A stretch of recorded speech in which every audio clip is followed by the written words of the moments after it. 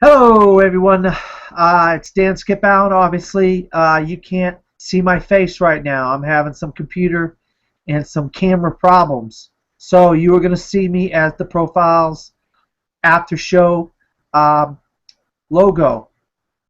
But my panelists this evening are introduce yourselves, Mark and Billy. Hi, Mark Tordai. This is now probably my half dozen profiles after show, and I'm just glad to be here. Thanks, Dan. Hello, profilers. All right, yeah, this is Billy Polihan, and this is my third time on the show. And wow, what a third time it is. I could talk about one of my favorite actors, who happens to be like in my top two. The other one goes along with him, great friends. But yeah, Robert Redford, man, I am so pumped. And as you can see, I'm filling in Dan's hat duty with my local team, St. Louis Cardinals. All right, yeah, and I think Billy understands that he's never going to be as good as the Boston Red Sox because we beat them in the World Series we still got like 11. twice. Still got more World Series wins. Yeah, yep. You're right about that. You do have more World Series rings. Billy said it. This is the Profiles after show on Robert Redford, and I think this is a big one. This is the anniversary, the year-long anniversary for Profiles, and you couldn't have it any other way. I mean, unless they did De Niro, but it makes sense. This Profiles was on Robert Redford's birthday. They got to talk to the man himself. He had a great interview on Profiles about his latest movie, A Walk in the Woods, which, if I had my camera right now, I could show you. I'm reading the book, A Walk in the Woods. I'm about halfway through, and next week I have my screening of A Walk in the Woods. But we don't want to hear you don't want to hear about me. You want to hear about Mr. Robert Redford, our love of one of the greatest actors um, alive today, and he's a director as well and a producer, and he created the Sundance Film Festival, which we've all heard of. Oh, this movie came out of Sundance, that movie came out of Sundance, and so forth. Well, this is the man, and it's named after his character in Butch Cassidy and the Sundance Kid, the Sundance Film Festival. With that being said, Mark, let's get into your first blood. Absolutely. So my first blood with Robert Redford, at least as far back that I can remember, um, was not a movie that he acted in. It's a movie he directed, and that's Quiz Show from I think like 1994, 1995, somewhere in there. I remember seeing that film with my parents in the theater for like 3 years or 4 years. As when I was like a preteen, my parents would go out on Saturday night and they would take me to see a movie. And I remember seeing a whole slew of movies, some of them being movies like 12 Monkeys and Jerry Maguire and all these kinds of films that were out in the mid 90s. And one of them was Quiz Show. And I remember loving Quiz Show as probably maybe I was 11, 12, or 13 years old. Um, as far as acting is concerned, I don't really recall actually seeing him on screen and what was my first, but definitely Quiz Show had pretty much a big impact. It's an incredible movie. If you've not seen Quiz Show, you have to see Quiz Show. It was unfortunately a box office bomb. Didn't make a lot of money, but it's incredible. It's with Jonathan Turturro um, and with Ray Fiennes and Hank Azaria's in it, and it's like an awesome film about um, scandals, quiz show scandals on a TV show called 21 back in the 50s.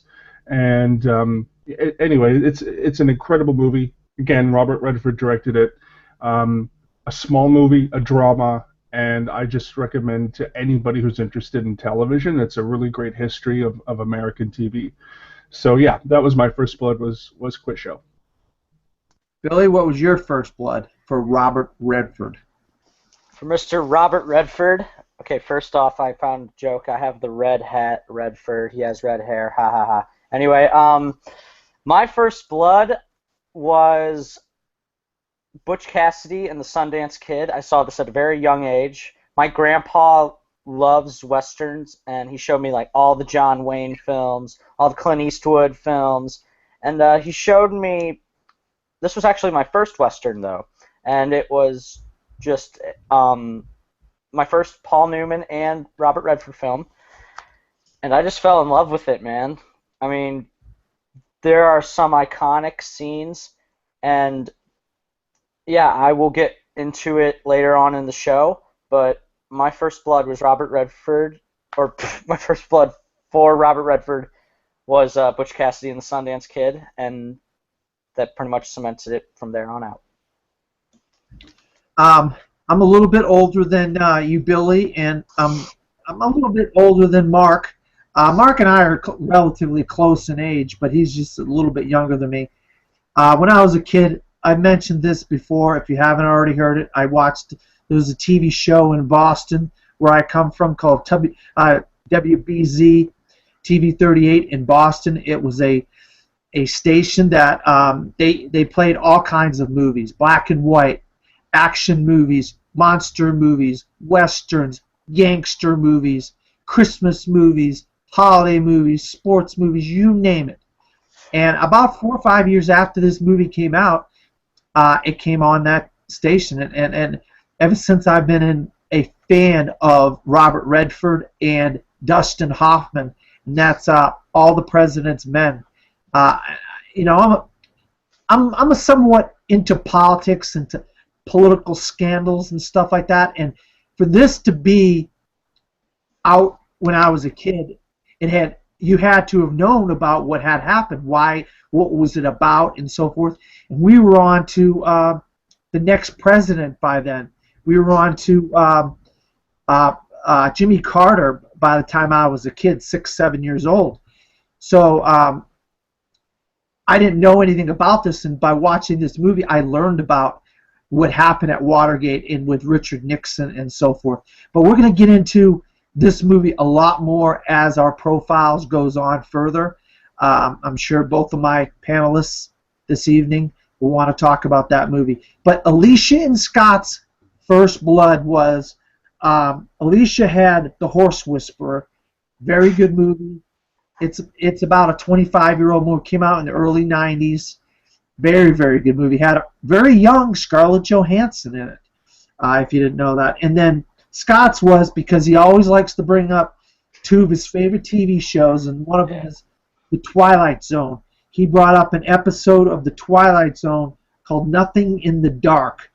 And but his very first movie for Robert Redford was Brubaker, where Redford played a prison warden trying to fix this prison that was full of all these nasty characters and corrupt guards and so forth. And I have never seen Brubaker, even though I should have seen it by now. I have never seen Brubaker. So, with that being said, we're going to start off with Alicia and Scott's Fast Five, number 5. And I think I have a feeling Mark wants to talk about this one, but I'm hoping he does. They had 3 days of the Condor. All right, guys. Mark, starting with you. Do you have any? You have 3 days of the Condor on your Fast Five? Absolutely. I have 3 days at number 3. I've said it before, I'll say it again. I'll probably always say it whenever a thriller comes onto discussion, is that it's just one of my favorite genres, and I just absolutely love it. And 3 Days of the Condor summed up the political thriller and the sort of paranoid thriller, or the conspiracy thriller of the 70s. And the 70s gave us over a dozen amazing political sort of conspiracy thrillers. 3 Days of the Condor, All the President's Men, which we're definitely going to talk about later. The Anderson Tapes with Sean Connery. The Odessa File with John Voight. I mean, the conversation, the movie titles are endless. And 3 Days of the Condor is completely an incredible movie. Not only that, it was the inspiration to, in my opinion, which is not The Dark Knight, which is not that great of a movie, is Captain America: The Winter Soldier, which is the greatest superhero movie ever made. I know some people are in denial about that, but it is. and 3 Days of the Condor is the basis and the inspiration. Billy's gone. The basis and the inspiration of Captain America: Winter Soldier. Long story short, there's all kinds of stuff that we can get into about that relation, but it is fantastic. It is probably one of my favorite. I'd say it's in my top five favorite political thrillers or political conspiracy thrillers. Um, it's a really well done movie. It's very seminal in how and where that genre would go in the 1970s, and it's been copied many times throughout the 80s and 90s and even today. Again, going back to Captain America: Winter Soldier, but I love it. It's just a fantastic movie. It's great to sort of put on, on a weekend night when there's not much to do and sort of get lost in the story and get lost in the action and get lost in all the suspense. It's just an incredible movie. If you haven't seen it, you have to. Billy?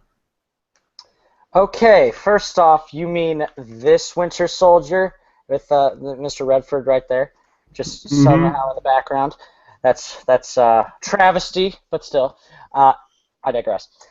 Yeah, I actually have never seen 3 Days of the Condor up until, for this Profiles episode. And you know how Scott and Alicia watch a lot of movies, and it's their homework, which is the best damn homework ever. I did the same thing with 3 Days of the Condor. I actually rewatched Captain America: The Winter Soldier, which is my second favorite Marvel film. Number one will always be The Avengers, though. Captain America: The Winter Soldier is a fantastic film. It is a great political thriller. 3 Days of the Condor, I watched it, and I'm like, okay, I can see how Captain America, it borrowed a lot from it. It is pretty much the same reasons that you listed, Mark, but also just Redford's performance for me. It's the first time, I actually saw him, I knew he could act, but, man, acting all paranoid, and like you said, this was the 70s where there was a political thriller some of the greatest in the world, and I don't think we're ever going to get to that time ever again. I put this on number 5, same as Scott and Alicia, and I did this for a couple reasons. Number one, I thought there were a couple of other films that he did better in and were more so embodied him as an actor than 3 Days of the Condor, if that makes sense.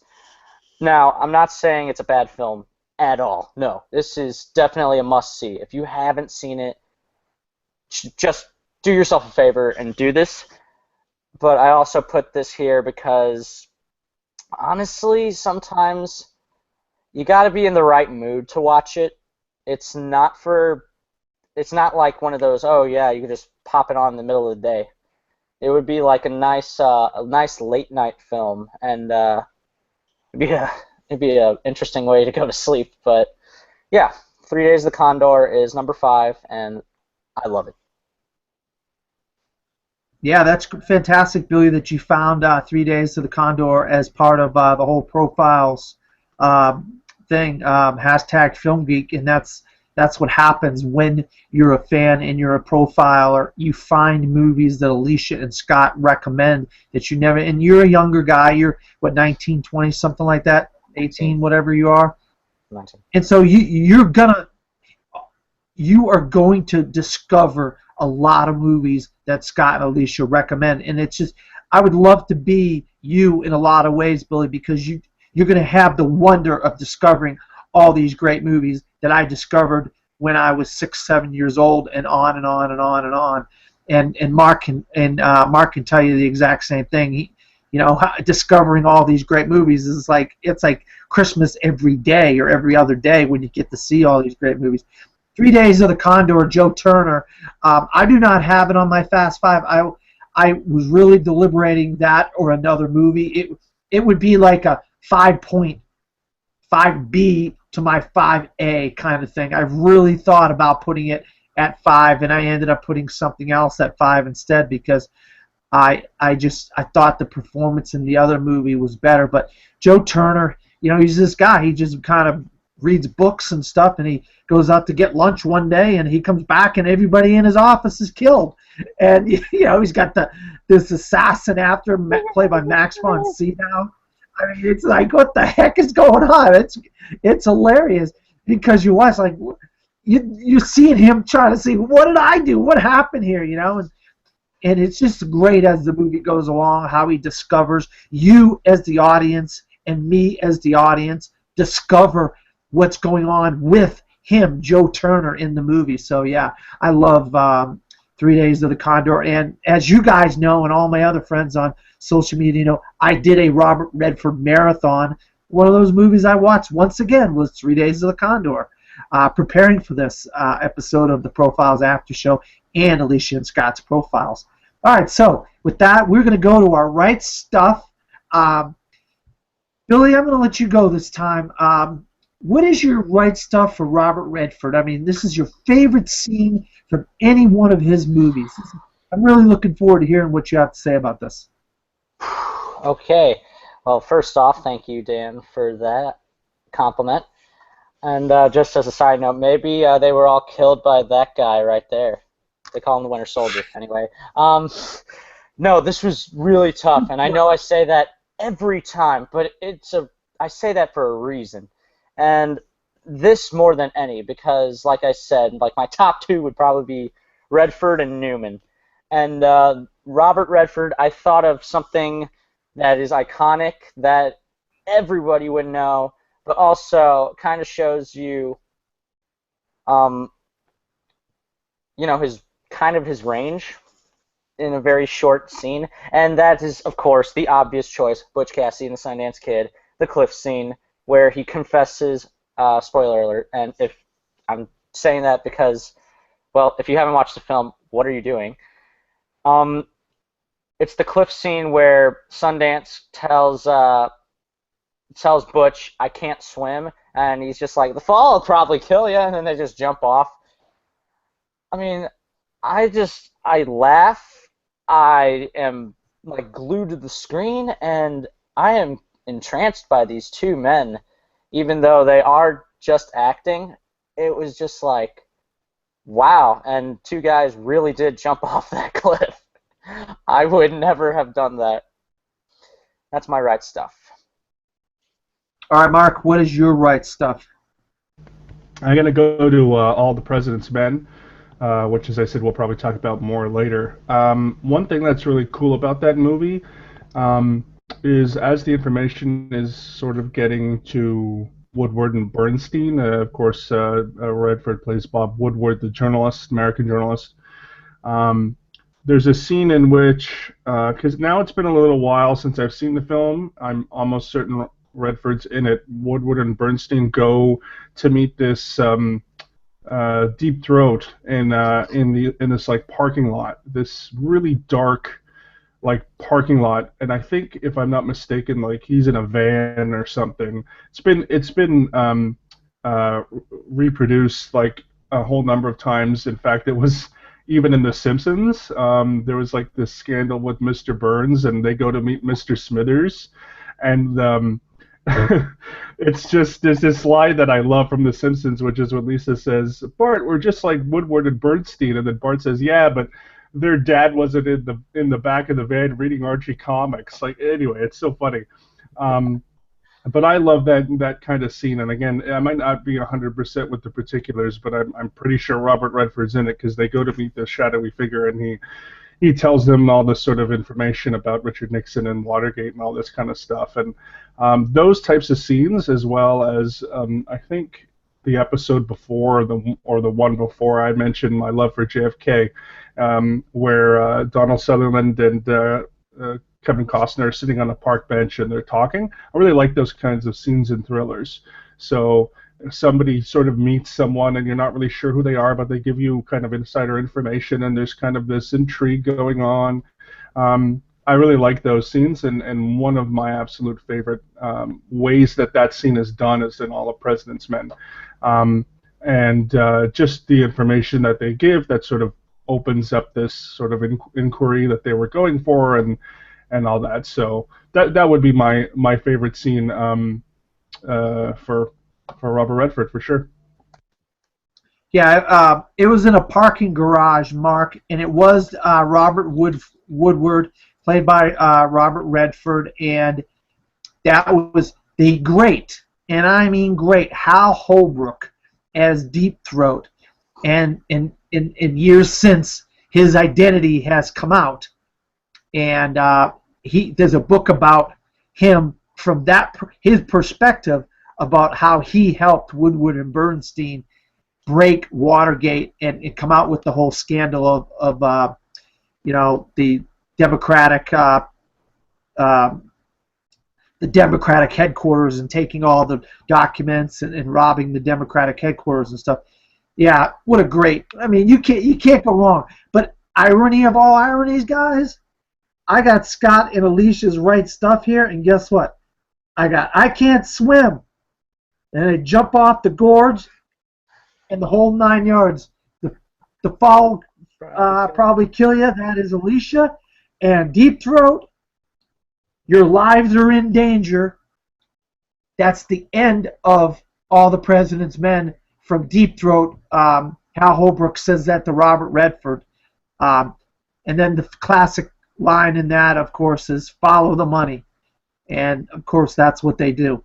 Mine, I'm going to go from a movie, as Billy knows and as Mark knows and as everybody that knows me knows, I am a huge sports fan. My favorite team is the Boston Red Sox.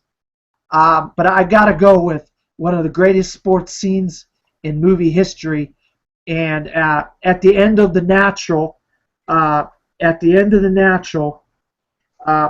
Roy Hobbs breaks his bat, and the bat boy comes out and he says, "Pick me out a winner, Billy." And he picks him out his own bat that he told him to make, and he calls it the Savoy Slugger or whatever.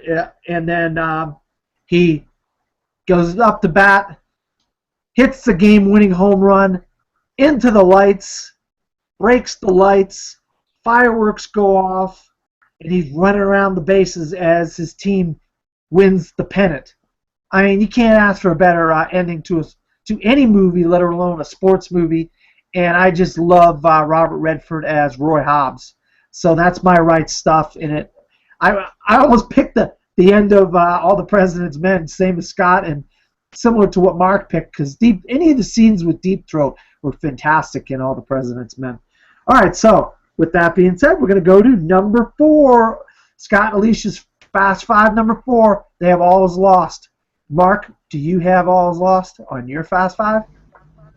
I don't. I never got the chance to see. All right, that's fine. Billy, do you have All Is Lost? I actually have seen All Is Lost, and while it is a good movie, I do not have it on my Fast Five. Okay. That's okay. Fast Five, number 5 on my list is All Is Lost, and I debated, and I'm telling you guys, I debated a lot whether I should put 3 Days of the Condor or All Is Lost on there, and I just chose All Is Lost because I just felt like it was a better performance overall. He says, he's calling for help, the Virginia Gene, this is such and such, the Virginia Gene. Then one time when he thinks he's never going to get saved, he goes, fuck! F-U-C-K. He goes, that's one of the few words he uses in that movie. And the movie is about him using his hands, him saving the boat, him getting from the boat to the life craft, him just doing so many little things that make acting such a great thing in the whole world. I mean, acting is one of the greatest things when it's done right. And I feel like Robert Redford gives a freaking amazing performance as the veteran mariner. And that's, if you look it up, his character name in All Is Lost, it's the veteran mariner. And it's just moving his hands and moving from place to place on the boat, in the raft, and all the different things he does. That's that is acting school. You're looking at a man giving an acting school performance by him. Anybody that wants to be an actor, look at all the movements by his legs, his arms, everything he does in All Is Lost. I had to put All Is Lost in my top 5. It was a tough decision, but I chose to put it there at number 5. All right, now, I got some information about Robert Redford, but I'm going to let you guys go first. I know Billy's got some anecdotes or something. So, Billy, you got any stories, any trivia, any kind of stuff you want to tell about Robert Redford's career or any of his movies? My favorite part of the show. Anyway, yes, I do. I had to find some details. Of course, you already mentioned at the beginning of the show that he founded the Sundance Film Festival. I also put that he loves the outdoors, and that for like one of his first acting gigs, somebody gave him a fishing rod, and he loves to fish, and he still uses that rod to this day. Time magazine called him the godfather of the indie film, which I can see that, especially with his directing. And my favorite, he was considered for the role of Superman, you know, the 1978 Christopher Reeves Superman role. And that, I love Robert Redford, but I'm glad they went with Christopher Reeves. And I'm actually wearing my Superman shirt right now, just because, yeah, that's actually ironic. But those are my last details, any stories, all about Robert Redford. All right, Mark, you got anything for us, the fans, or anybody that might want to watch this in the future? Well, again, one of my passions in life is the Twilight Zone, and you mentioned that he was in an episode of the Twilight Zone called Nothing in the Dark, which I believe was season 3, episode 81, from, I guess it would have been like 1962, 1963, somewhere in there. He was very young at the time, in his early 20s. Much like many Twilight Zone episodes have gone on to inspire movies and television shows, whether they're direct inspirations or partial inspirations. Nothing in the Dark is about Robert Redford, who is let into the basement apartment of an old woman, and who's in her 80s, and she doesn't want to die.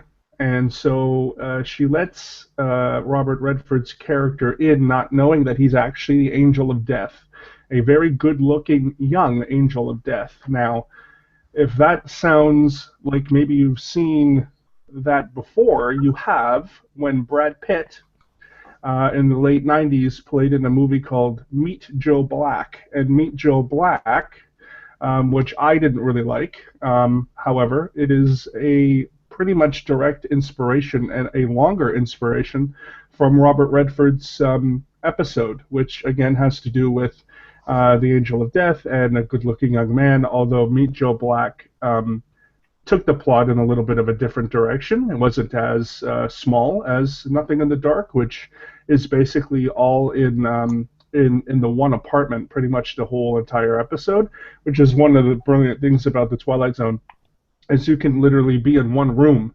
for an entire 22-minute episode and be absolutely engaged and captivated in the dialogue and the writing and where the story goes, which is why it's my favorite TV show of all time.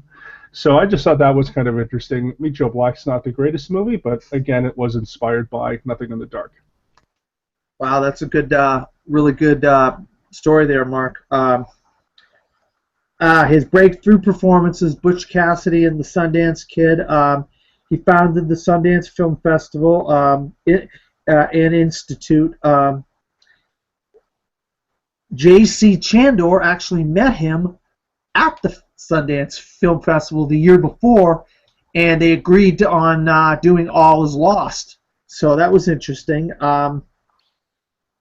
He turned down the role of Ben Braddock because he could never pass as a kid who had never had sex with a woman.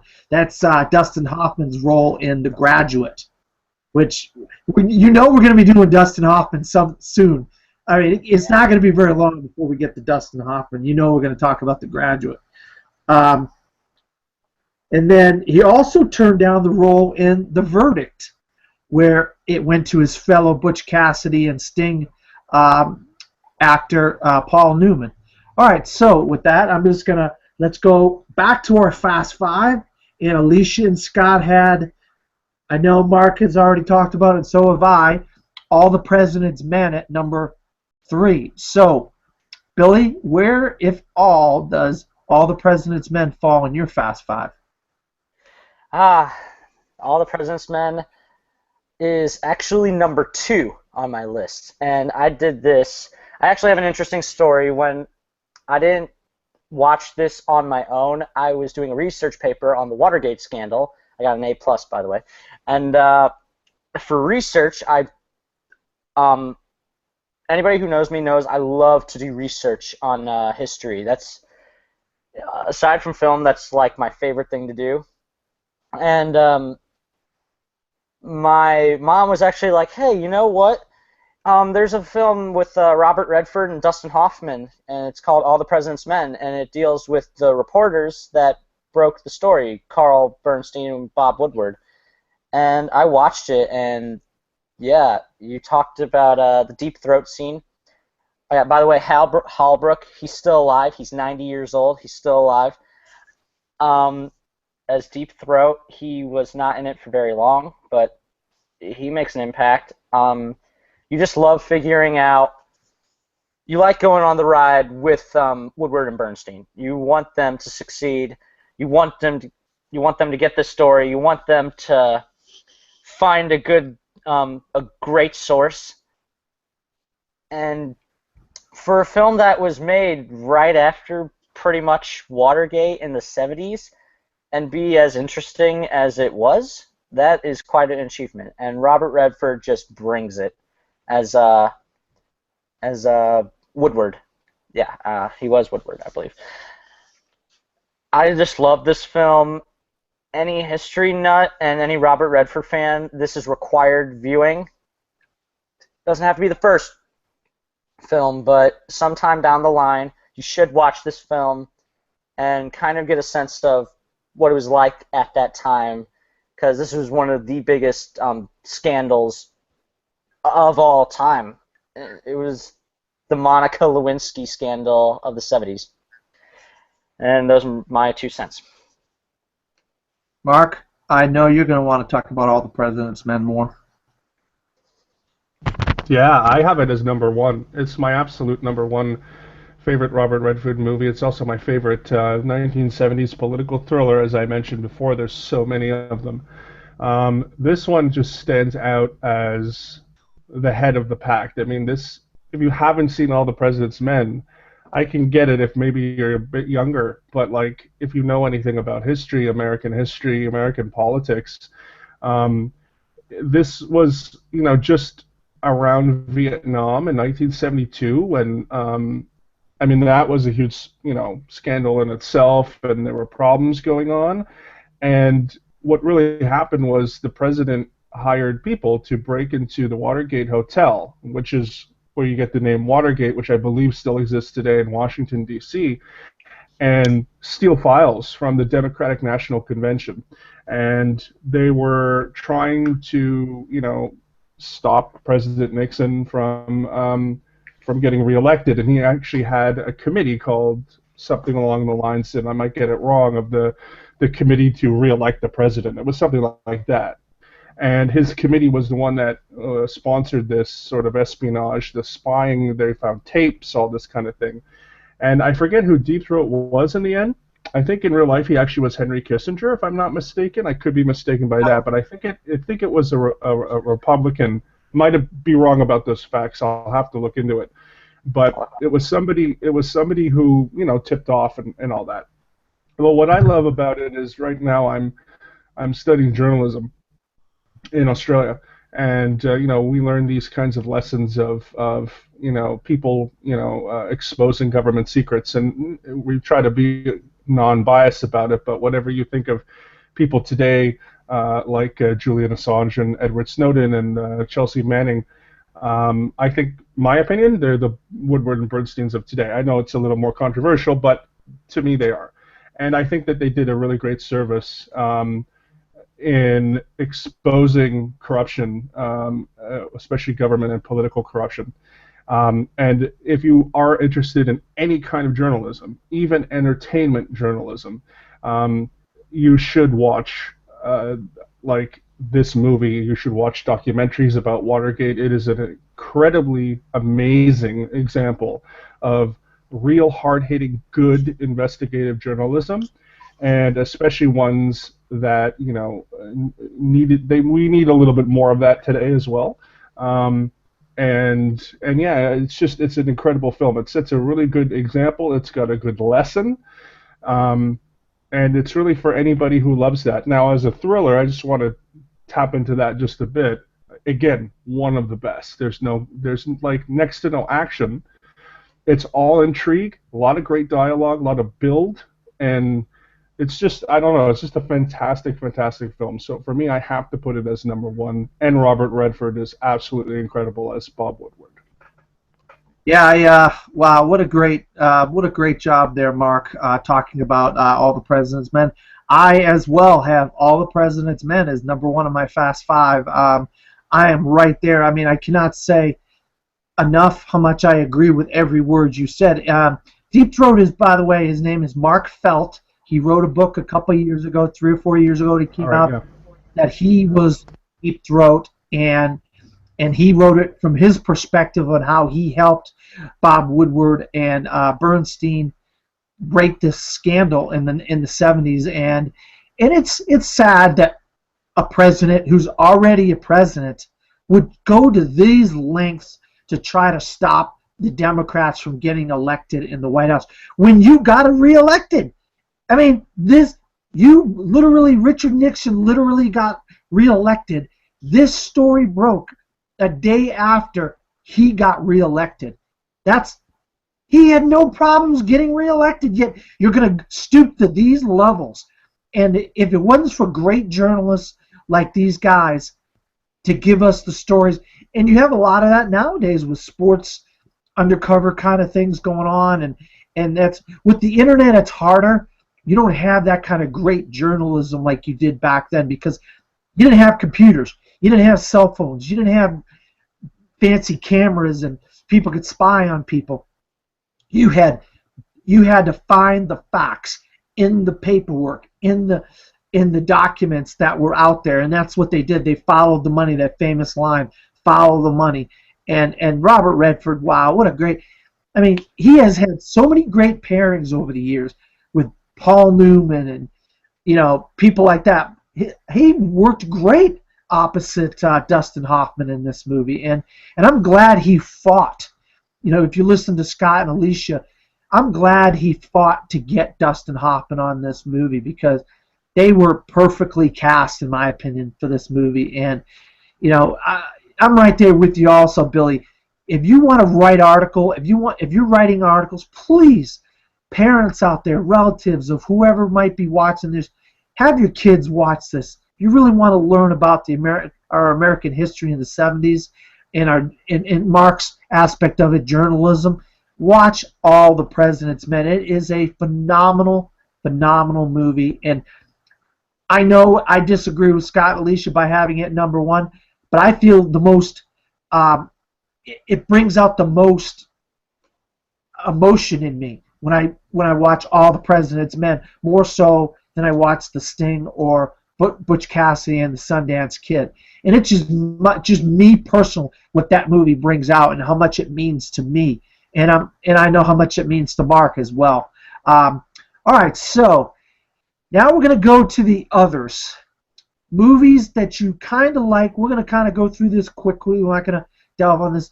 That aren't in Alicia or your Fast Five, Mark.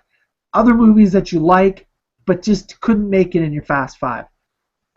Yeah, absolutely. I really, really like the play Barefoot in the Park, which is a Neil Simon play. When I moved to Los Angeles a couple of years ago, I took an acting class, and it was the first scene I ever did, which was playing, I think it's Paul.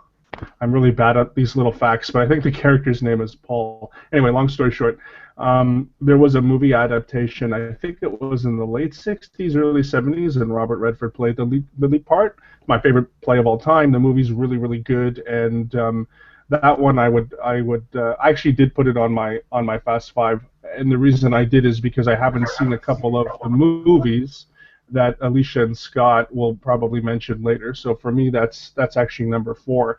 It's a really, really great film. And yeah, it's one to check out if you're into theater and you like Neil Simon plays. All right, Billy, you got any extra movies that aren't on your Fast Five that you kind of want to talk about with Mr. Redford? Because he's got, I mean, you can't put all his movies on your Fast Five. So you know there's some others. At least, and Alicia and Scott said that the others are packed. You could do 10 if you really had to put your mind to it. Yeah, well, there are just like you said, so many. He was in The Untouchables, which is one of my favorite films of all time. There's Jeremiah Johnson, The Great Gatsby, which that is an okay movie. Out of Africa. I kind of like Indecent Proposal. And there was another film that he did called Lions for Lambs. I thought was all right, but the one I actually got two that were not on Scott and Alicia's Fast Five that I put in my Fast Five, and they Don't tied. talk about those yet, Billy. Yeah, but still. Don't have on your. I just the one I'm going to focus on is a Sneakers, which is like it's really about computer hacking and Robert Redford. I mean, you hear Robert Redford as a computer hacker, and you're just like, really? This guy? I mean, he's too good looking. Dan Aykroyd's in it, Ben Kingsley, and River Phoenix is also in that. But yeah, definitely check it out. I guarantee you will like it. And well, that's pretty much it. I'm not going to go too into it. Yeah. All right, Billy. All right, so Alicia and Scott had The Way We Were, Jeremiah Johnson, Up Close and Personal, The Natural, and Sneakers, and also Indecent Proposal and Out of Africa. They had, you could literally do a top 10 of Robert Redford and instead of a Fast Five, you know. I, on the other hand, had 3 Days of the Condor, which I already talked about, The Sting, Out of Africa, Indecent Proposal. So those are some of the other ones that I had. Obviously, Out of Africa, the 1985 Best Picture winner for, and I think I don't know what other. It won 7 Oscars. That's all I know. It won 7 Oscars. I have The Sting out of my Fast Five. It's a great duo between him and Newman, but I think the better of the two duo movies is Butch Cassidy and the Sundance Kid, in my opinion. So Indecent Proposal was a real kind of controversial movie when it came out. It asked that question: is letting another man have sex with your wife worth $1 million? I say yes, but it's because I'm not married. So what the hell? Give somebody some other man's wife away for $1 million. You know what I mean? What the hell? I'll be the one sleeping with her if I had the $1 million. You know, nah, no woman's worth $1 million. No, forget about it. All right. No, I'm just kidding. No, don't go there. Don't go there. No, I'm just kidding. Alicia knows. Everybody knows I have a crush on Alicia. Yeah. Okay. So now that, with that being said, we're gonna go to Fast Five number 2. I brought it up. I don't have The Sting in my Fast Five. So do you, Mark, have The Sting in your Fast Five? No, I've never seen The Sting, so I can't put it in my Fast Five. All right, Billy. Yes, I do have The Sting, and it is number 3 on my Fast Five. Now, The Sting is, like you said, it's a Redford Newman duo film. It's about 2 guys in the late 30s that they're essentially con men. I mean, they bet ridiculous amounts of money on like very simple games, and just the chemistry between Redford and Newman is like it's like I say, it's like Hitchcock and the Blondes and freaking Scorsese and De Niro. It's like some of the best that I've ever seen, and it's personally my favorite. It's not my favorite Redford film, but yeah, Redford as freaking I forget his name. No, Shaw was Newman, who was amazing. And speaking of Shaw, Robert Shaw, he was great in that. I didn't even realize it was the same guy in Jaws. I didn't know Quint in Jaws. But yeah, I put The Sting at number 3 because I felt like it wasn't exactly the very best, but I knew I had to put it in there somewhere. Yeah, and I don't have The Sting in my Fast Five because I like some other movies better than The Sting. All right, now we're going to go to that part, Billy, where you get to talk about movies that are in your Fast Five that Alicia and Scott did not have in their Fast Five. And I know you probably really want to talk about a couple of these movies because you've been chomping at the bit for it. So, all right, go ahead, Billy. Patience is a virtue. Okay, so I'm going to do something unprecedented here. I did this my first show, and I put 2 films, actually, as my number 4. I put The Way We Were and The Natural.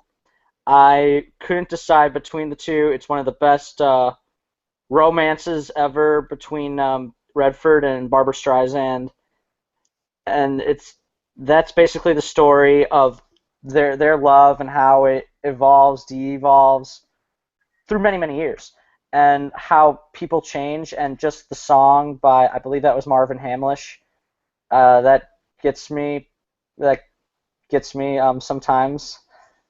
And The Natural, like you said, it is one of the greatest sports films of all time. Roy Hobbs, personally, probably is. I would have him on my baseball team. I'd have him, Benny the Jet Rodriguez, and probably Wild Thing from Major League, Charlie Sheen from Wild League. But yeah, I love these two. I can especially put The Natural on anytime. I watch it with my dad because we both like baseball as well. As you can see, I'm represent my Cardinals, and it's not just a great baseball movie. It's a great film with a very stellar cast, and I could go on, but I don't want to steal it from you guys. So that's my 2 cents. All right, Mark. I'm looking forward to hear what you have on your Fast Five that Alicia and Scott don't have on theirs. I mentioned number 4 before, which was Barefoot in the Park. Again, great play. Neil Simon. The movie's pretty good as well. So that's my number 4. My number 5 is the greatest superhero movie ever made, Captain America: The Winter Soldier. It is an incredible movie. If you grow, and I've said this also on the show before, if you grew up 20 years ago when comic books, thank you, Billy, were not cool, and you would never think today that these movies would make hundreds of millions of dollars. We're kind of in this renaissance of really amazing superhero movies. I also kind of agree there might be, 21 of them in the next 4 or 5 years might be a little much, but at the same time, I'm not complaining because finally comic book movies are awesome, and I would have never thought of that back in like 1992 to 1995 when I was growing up. So for me, Captain America: The Winter Soldier, when I saw it and I saw that Robert Redford's name was in the opening credits, like, I freaked out. I mean, I didn't know what character he would play. I had no idea. And it was one of those things where I was in my seat, like, aghast, looking at this actor who's been around for, 40 years or more, doing this incredible performance as the villain. And I felt, like, vindicated that, like, now it's okay to be, a comic book nerd. Like, in all the times growing up, whatever happened, and people, who didn't like you and you were unpopular or whatever, they're all wrong. So there's this guy who's this world-class actor who's just sitting in this movie with this character that nobody ever thought was cool. I mean, Captain America was not my favorite growing up, but I'll take it, And his performance was incredible. It was, again, going back to 3 Days of a Condor, part of my favorite genres. I was completely aghast. I completely loved it. So for me, I know it's maybe not some of these movies that I haven't seen before, some of these older films that we're going to mention or have mentioned, but for me, it's got to be on the list, and it's got to be my number five because I like Barefoot in the Park a little bit more, and I like 3 Days of Condor a little bit more, and All the President's Men more, but I love Captain America: The Winter Soldier, and it's on Netflix here where I live, and I probably watch it at least once a month, and have since I've had Netflix service here, which has been at least 3 or 4 months. So I've seen it at least 3 or 4 times, saw it twice in the theater. I cannot get enough of that movie. It's absolutely incredible. Yeah, that's a lot of good praise for Captain America: The Winter Soldier there, Mark. I, on the other hand, have two great Robert Redford performances on my Fast Five that did not make Alicia Scott's Fast Five, and one of them I was very shocked, and that's The Natural. Roy Hobbs is probably one of the top 5 or 10 sports characters in all sports movies. I mean, the movie starts off with him getting shot. You know, you're like, where the heck is this gonna go? You got the Black Veil Killer going on, so you got this whole killing thing, and then, you know, he strikes out the whammer. You know, and Joe Don Blake plays the whammer, and the whammer is otherwise known as Babe Ruth. They call him the whammer, and it's like, oh, I can't wait to see what this guy's gonna do. And he gets shot by the Black Veil Killer, and you got great performance from Robert Duvall, and such awesome actors. You got Meryl Streep in there. You got, I think Glenn Close is in there. Not Meryl Streep. Yeah, Meryl Streep. You got Kim Basinger. You got Kim Basinger. You got Glenn Close. You got Robert Duvall. You got what's his name? Oh God, Wilford Brimley. He's in there. Wilford Brimley is the coach, and Michael Madsen as the kind of douchebag player that's on his team. He runs into the wall and he dies running into the wall. Michael Madsen, you know, that was like, you were glad to see him run into the wall and get out of it. That way it allowed Roy Hobbs to have a spot in the outfield and so forth. He got the play. Robert Redford captures these historical characters, these roles in time, whether it be in the 20s or the 30s or the 40s or the 1700s, he's great at these kind of roles. And the 70s and 80s really show what a great actor he is at these. And I'm going to go to another one. I had it number 3. The Natural was number 2 on my Fast Five, and number 3 was Jeremiah Johnson. I read this book as a kid, and all I wanted to be was a mountain man. And then I found out that they made a movie. And I was like, well, I have got to see the movie based on this great book that I loved growing up of Jeremiah Johnson. And I'm a huge fan of history, mountain men in the Civil War era and the Westerns and all that kind of stuff. It just fascinates me. And living off the land and killing bear to get pelts and claws and food, and having to have relationships with Indians and try to work with the Indians and stuff. And when he killed all those, when he walked through that burial area of the Blackfoot, and they kept on sending Blackfoot soldiers after him one by one, but he would kill them all one by one. He would kill them all because he was just Robert Redford. He was Jeremiah Johnson. And I mean, if you love history, if you love just old-fashioned kind of stories, you've got to watch this movie and read the book. I mean, it's one of the best book-to-movie adaptions I've ever seen in my life. I mean, it's so faithful to the book, and it's a very underrated Robert Redford performance. And I could not have Fast Five without putting Jeremiah Johnson in my Fast Five. I don't care what kind of, if you had a gun to my head, I still would have it on my Fast Five. That's how much I love Jeremiah Johnson. All right, now, with that being said, we know what number 1 is on Alicia Scott's Fast Five. We know it's Butch Cassidy and the Sundance Kid. So, Mark, take it away. I'm guessing it's at number 2 on your Fast Five, from what you told me. I've actually not seen Butch Cassidy. I own it on DVD. I got it and a 3-pack with The Good, Bad, the Ugly, and The Magnificent Seven, which are incredible Western movies. Some of my favorite Westerns of all time, and I never got around to seeing Butch Cassidy before I left. And yeah, Captain America. Thank you, Billy. That's him saying, You Yeah. need to see this movie now. I do need to see Mark. Butch Cassidy, I know.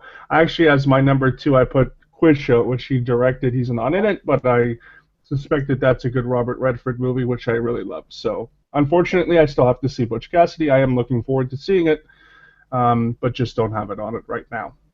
All right, Billy, I have a feeling what's number 1 or 2 on your Fast Five? I think it's down there, right? Oh, it's up there. It is number 1. It was the first film I saw of Robert Redford, and it stuck with me for a good reason. Because, well, actually on the Facebook page, Profiles with Mo and Mance, plugging right there. Give you a free plug. I put like a paragraph-long section on why I love this film.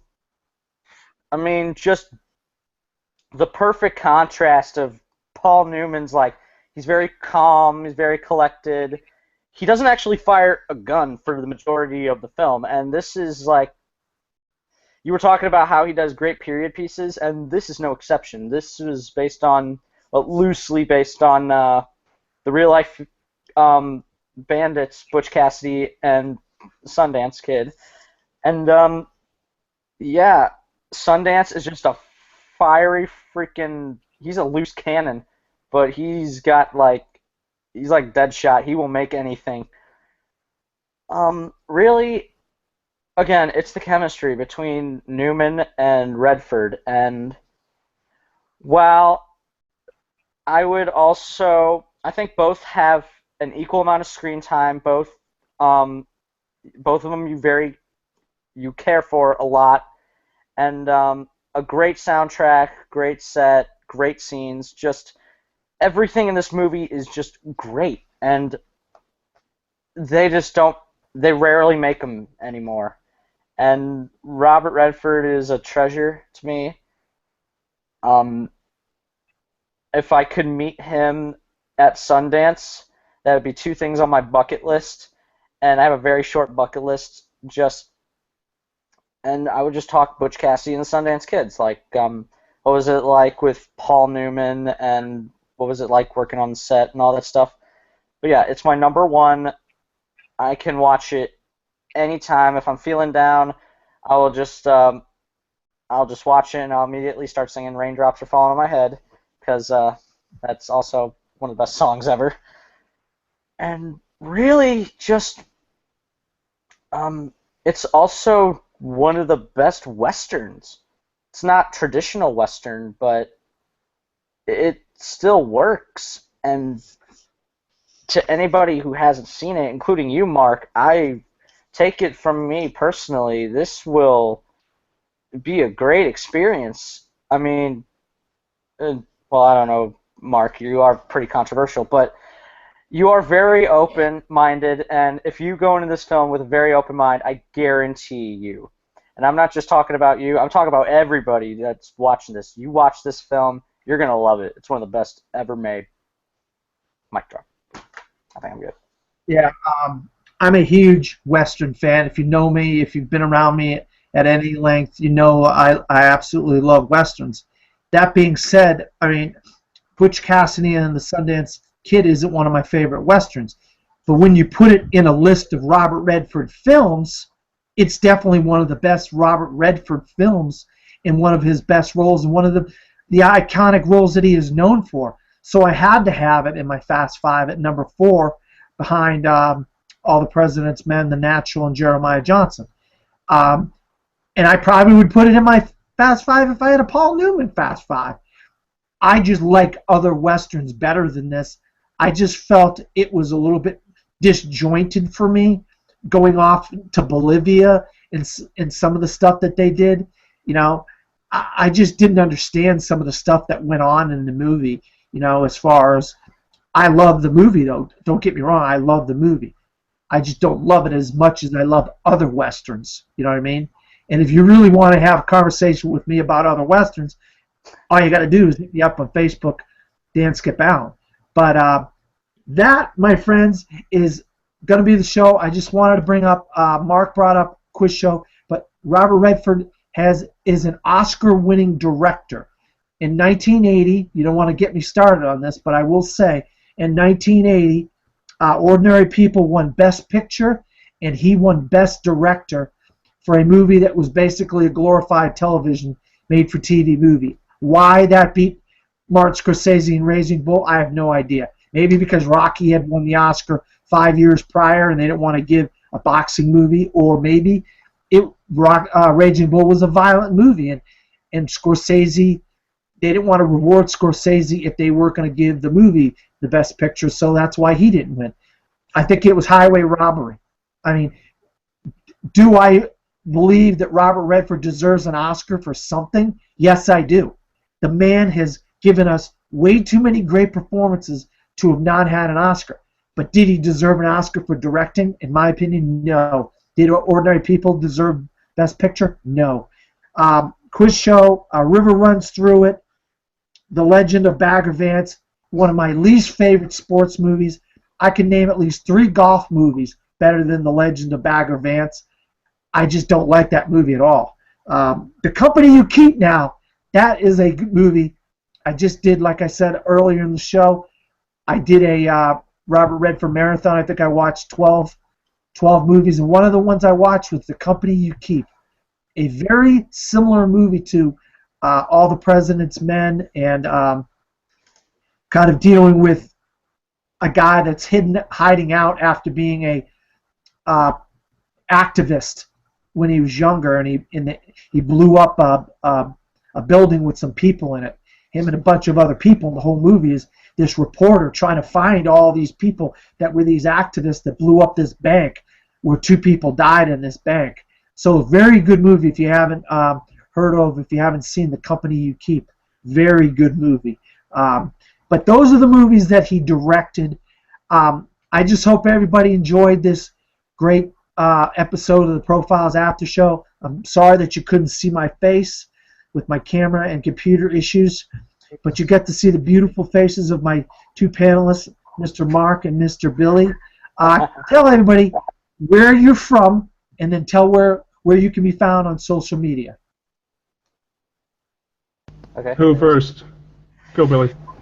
Okay, I guess I'm going first. Well, I am from St. Louis, Missouri. I currently live in Eureka, Missouri, which is kind of not as cool, but still, Missouri. And you can find me on Facebook at Billy Polihan.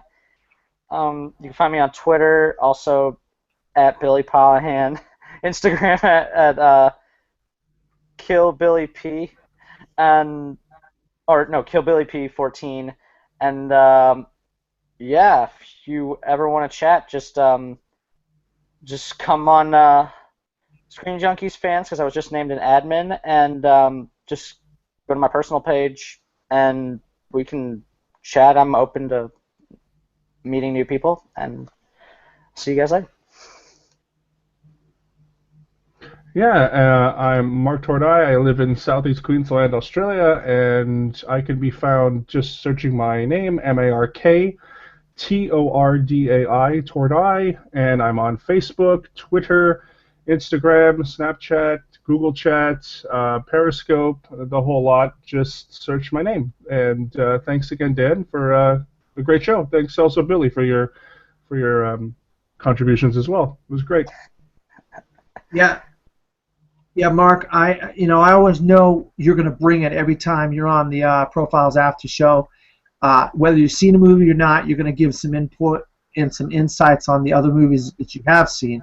And Billy, I know you're just such a great fan of film, and you're really showing me a lot by seeing some of these older films that you're seeing as a youngster. And it really, I'm inspired by seeing how much of a movie fan young people like you have become.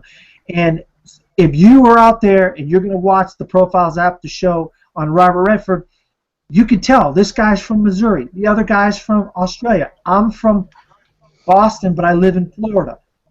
Anybody and everybody is a movie fan. If you have a love of film and you have the knowledge that gentlemen like these gentlemen here have about films or a love about film, all you got to do is hit me up on Facebook Messenger, Dan Skip Allen, and I'll ask you some questions and I'll find out how informative you are about movies, because that's when it comes down to. I mean, we can all love movies, but really you need to talk in depth and knowledgeable about the filmmakers and directors and actresses and so forth that we talk about on the Profiles After Show. And hopefully you listen to the shows and you learn something from us and my panelists that I have on here. You can also find me on the Best Damn Movie Show. I'm the admin of the Best Damn Movie Show Facebook page, and the podcast is the Best Damn Movie Show. Phase 2, Episode 1 and 2 are both on SoundCloud right now, and you could go to the Best Damn Movie Show on Facebook as well and listen to my podcast. The first 2 episodes of Phase 2 are on there with my co-host Vinny LaSpada, and always Dan Skip Allen on Pinterest, Instagram, Facebook, and Twitter. And thank you, and we do not know who the next Profiles is going to be, but when there is another Profiles, very shortly after, there'll be a Profiles After Show. So thank you, everybody, for watching. Hopefully everybody watches. All right, bye. Bye.